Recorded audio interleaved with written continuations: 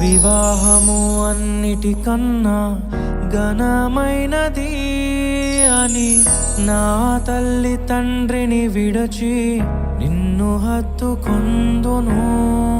క్రీస్తు యేసు సంగమునకు శిరస్సైయుండులాగున నేను నా భార్యకు శిరస్సుగా ఉండెదను.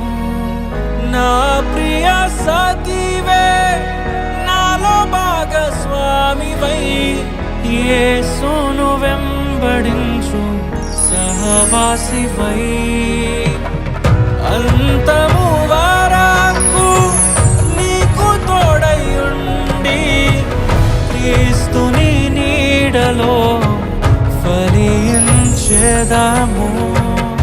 పరలోక సాక్షిగా నీ సన్నిధిలో నేను పరమాత్ముని కార్యముగా ఈ యాత్రను కొనసాగింతును.